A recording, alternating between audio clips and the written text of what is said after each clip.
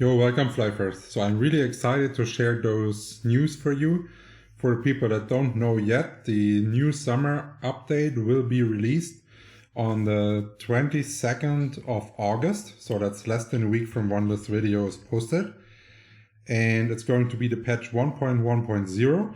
And in this video, we will cover all the new Azria content, all the new Volcano dungeon content, all the new sets, all the new weapons, all the new pets. We also have calculations how expensive the pets are going to be, and everything will be in this guide. So let's start it. It's going to be a longer video. I hope you stay tuned.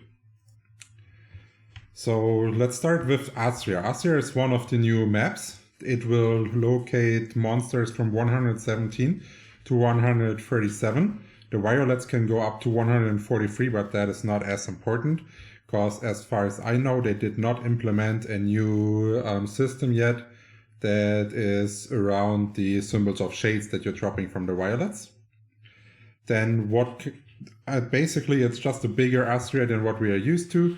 It's slightly reshaped. It looks like it has a town now, and it's not a premium area. So for the people that are scared, it's just another continent. It's not a premium area, so you don't have to buy a ticket. And they did improve the graphics, which I personally think is not as important, but for people that really like it, I think it looks pretty darn smooth for a Flyff content picture. So pretty well done right here.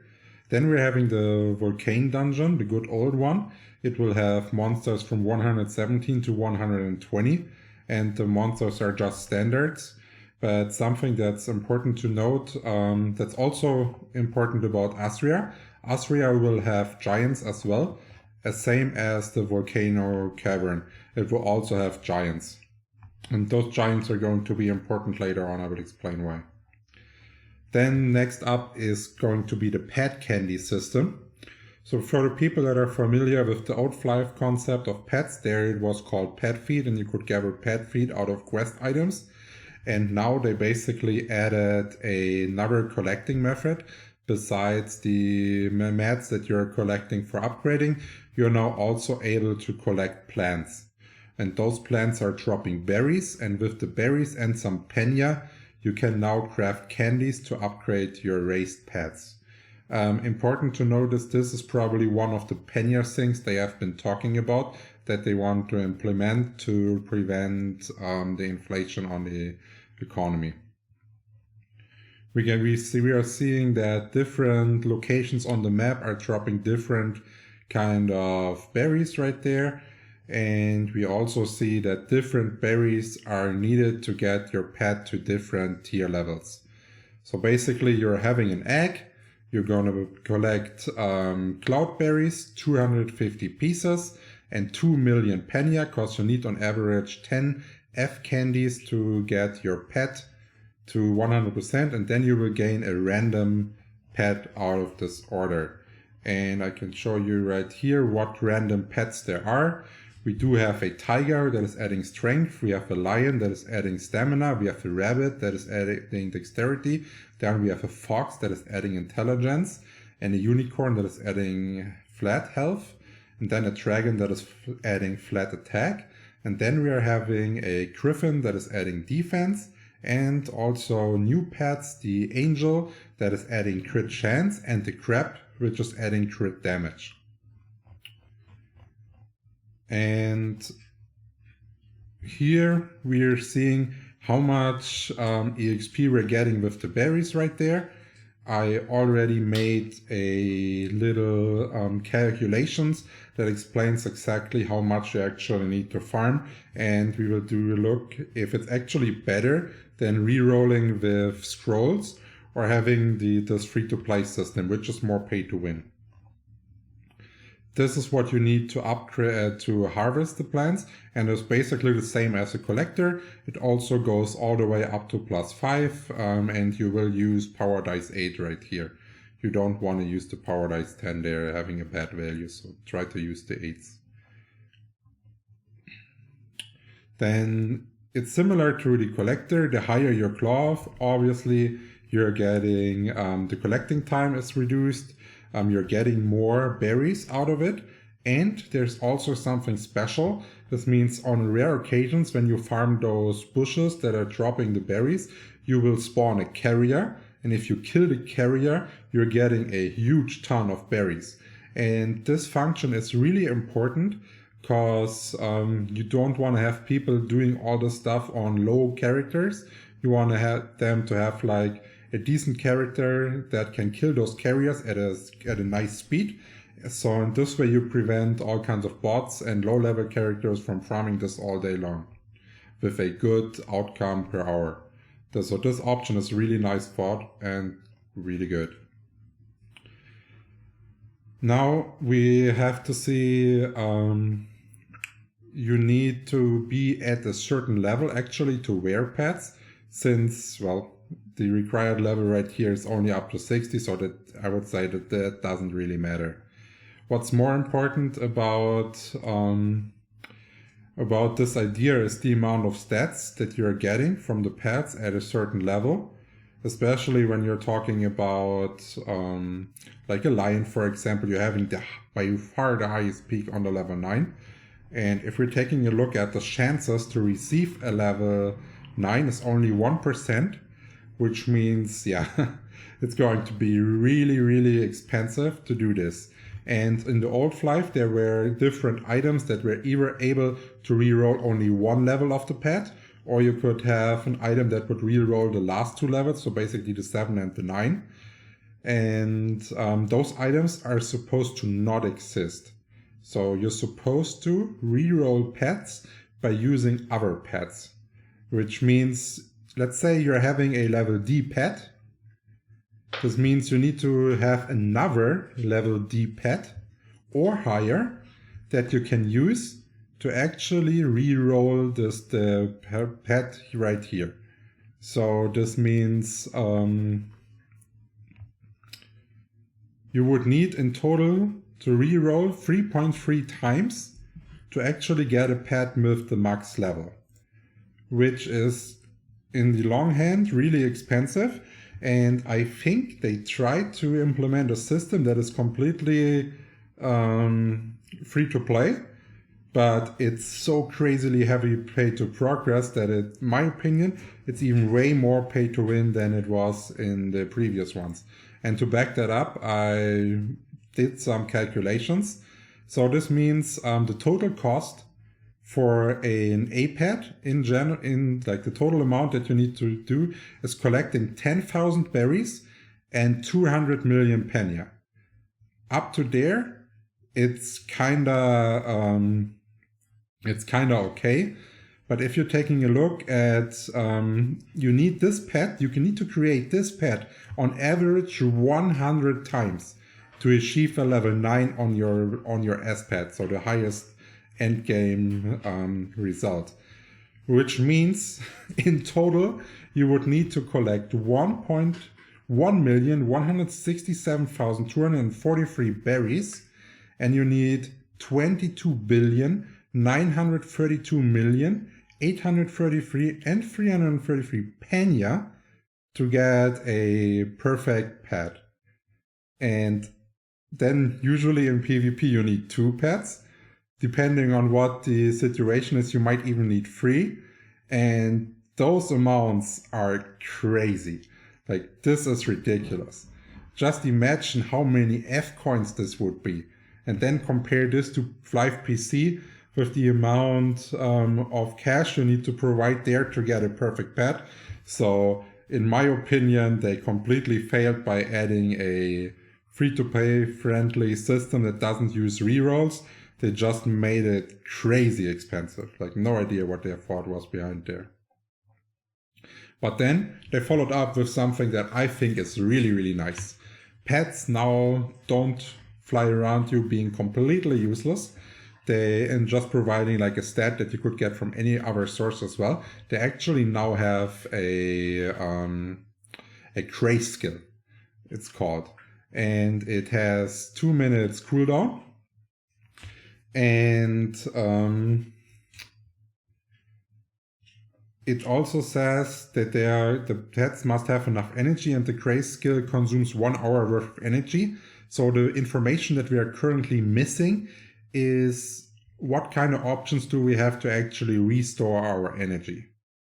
So once we have information about this, then we can figure out how useful this is going to be in PvP. In PvE, of course, this will be always useful, especially when we're taking a look at the crazy effects those crazy skills can have.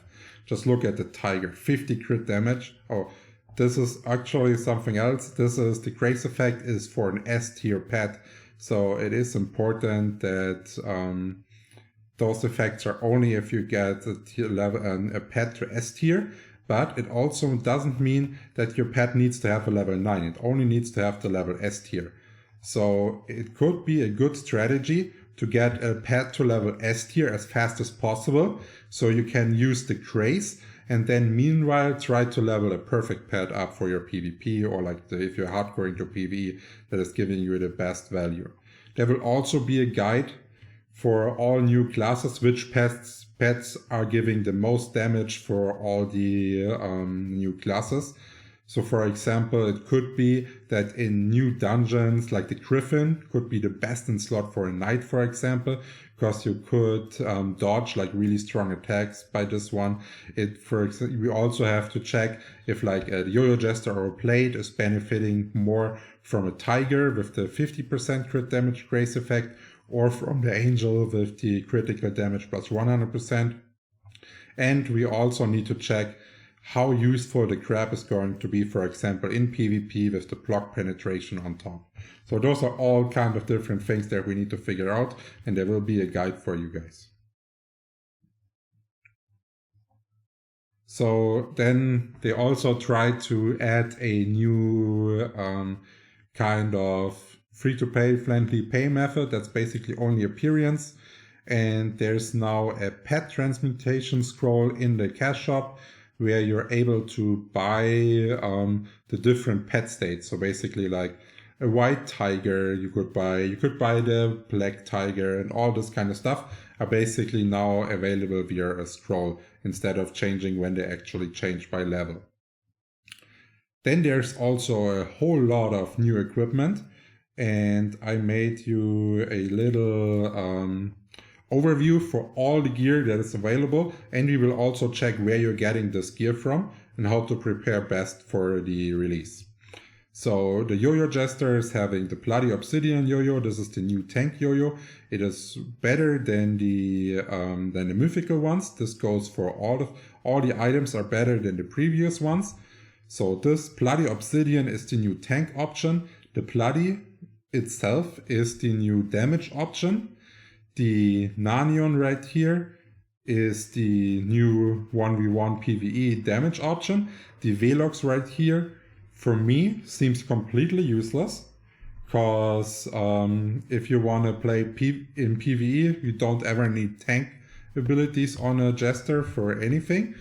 So they would have to have like a real different approach to the game, that this set is ever better than this one.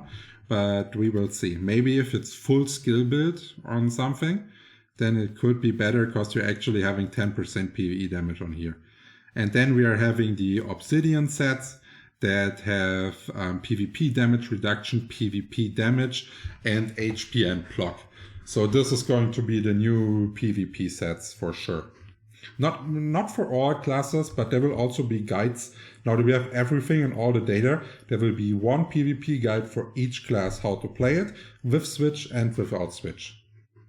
Yeah, so let's take a look at the Ranger. Also pretty standard. We can note that most of the effects and the stuff is pretty similar. So like the Bloody sets are not changing, the Obsidian sets are not changing. All the effects are pretty similar and close together, which makes it a lot easier to balance, especially in PvP. So I really like their approach here. Then we are having the build poster next up, where we will have, for example, the Crim set as a new option for AoE. Then we are having this as an option for 1v1 and this for PvP. So this is straight and makes a lot more sense than compared to the Jester.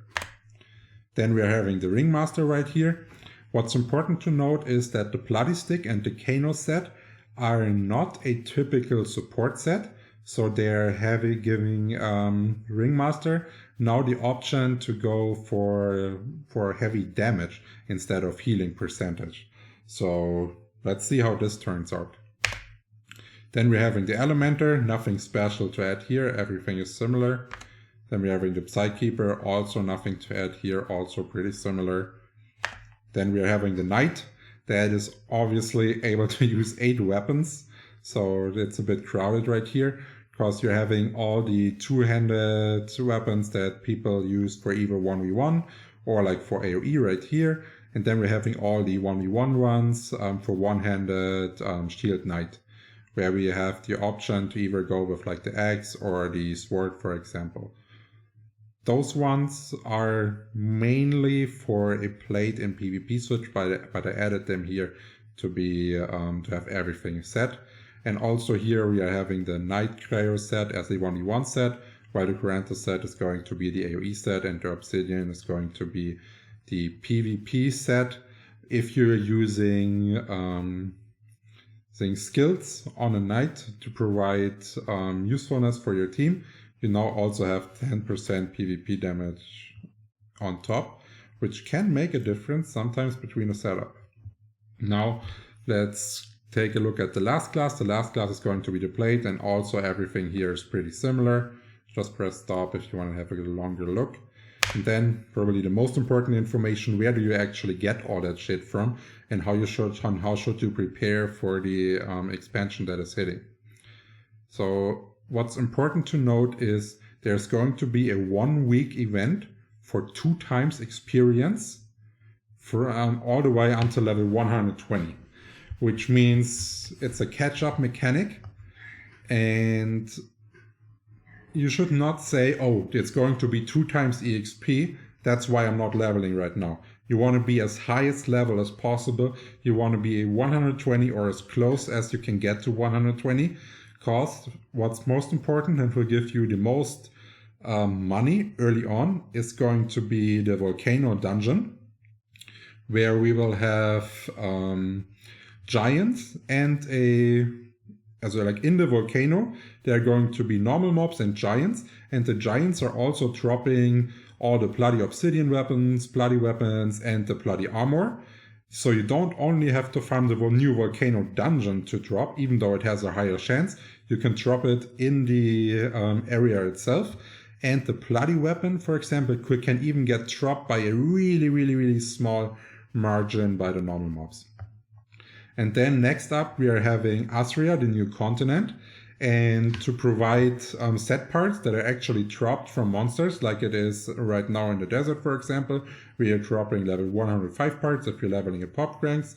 The new Azria content is giving the new 135 1v1 sets, and you're dropping them from normal monsters and at a higher chance from the giants that are available right there.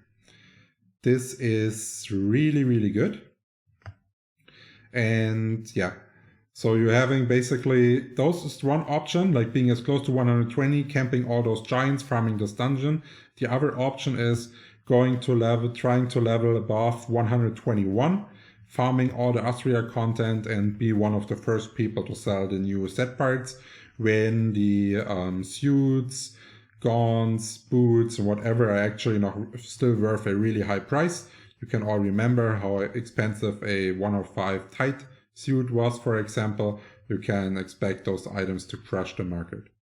And then we're having the obsidian sets that are now available via red ships.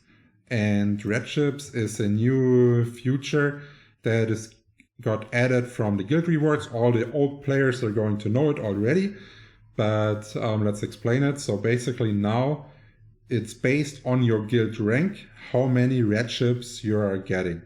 So it means the guild that is getting first, and there is, for example, 10 participating guilds, which means each of their lineup will get 630 red ships. Imagine they're having a 15 people lineup that is almost a full set just by winning one siege. So it's going to be really important that you're having 15 player lineups if you want to grab a good amount of red ships. And there's also only one big flaw with this.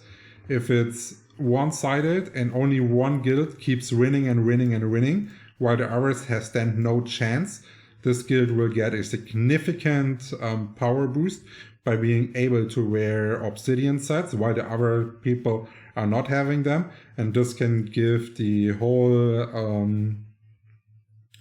what's it called? Like the whole arena, like the whole system, a slight touch into the negative. And this is why they should probably consider that solo kills are also rewarding red chips. Because at the moment, if you're like not in one of the top guilds, you will get farther and farther behind in PvP, and you will not be able to score at a certain point. So I hope they're taking a look at this system before. Then there's some minor changes as well. The only thing that I want to mention here before the video gets too long is that they tackled the issue with the party system. So they now have scroll of combined party effects that will combine all 4 party scrolls that you currently buy at a lower total price. So I think this idea is pretty decent and will reduce the monthly cost that you have to invest into playing the game, which is a nice idea. Yeah. Other than that, I hope there's going to be a lot more, not catch-up events, but some events in the beginning of the server start to keep people interested. And I hope they are releasing an event that gives an advantage for the players that are returning to the game, and an even higher advantage to the players that actually stuck to the game. Because this is something I find really important. Often publishers make like an event that favors returning players, while the players that actually were loyal get nothing. So if they could think about it and make an event that favors players that stuck, but still gives great rewards to players that are returning, that would be amazing. Yeah, that's it. I hope you liked it, and stay tuned for all the streams that are incoming as soon as the expansion hits on Twitch. Cheers, guys.